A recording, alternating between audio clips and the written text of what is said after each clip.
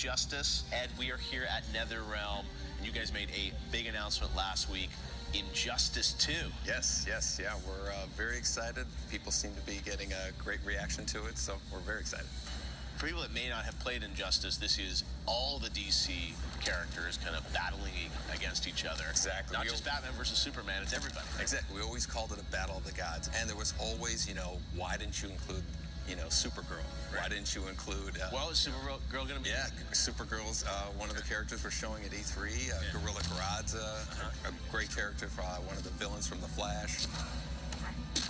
And Atrocitus, who's like a Red Lantern, kind of crazy version of Green Lantern. It's awesome. Wow. Yeah. So you got those 3 new characters that we'll get to see at E3, and of course, Batman, Superman, and I saw when we were playing at Aquaman. Yeah, right? Yeah, exactly. Yeah, he's got the probably the coolest super move we've ever done in any one of our games.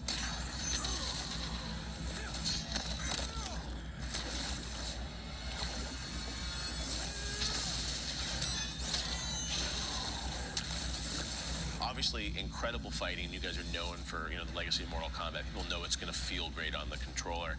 But this idea of customization, tell us, how does that actually work out? I mean, how is my Batman going to be different than your Batman? We're actually introducing gear that players can put on their characters that will actually affect their gameplay. Your Batman, after you're playing it for a while and you've equipped it with, weeks worth of gear, is going to look completely different from my Batman. They'll still be Batman at its core, but you've chosen to have more defensive properties with your character, and I'm kind of more of like an offensive one. So it's really like your version of Batman. The customization part is what really stands out with this game. Clark, there are lines we don't cross. The world's changed since Metropolis.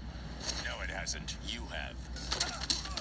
What can you tell us about the story and the setting of this game? Obviously, people know there's lots going on in the universe and movies and comic books. How does this fit into the sort of fiction of DC? Well, what's cool about DC is it has this thing called the multiverse. And so you can have, the idea is that there is an infinite number of universes out there with every infinite number of possibilities. So we're picking up right at the point at the end of the last Injustice game where Batman has imprisoned Superman. A new bad thing comes along that kind of puts that whole situation on its ear. Okay. And that's where we kind of open up, and that's where we continue the story with them. And there will be a full kind of story mode in this as well. Absolutely. Right? That was another part of the Injustice 1 that everybody really loved. The story was great. It spawned off this fantastic comic book that there's like this rich lore that keeps growing with Injustice that's really cool. And we're just kind of continuing that story forward, and the ending is awesome.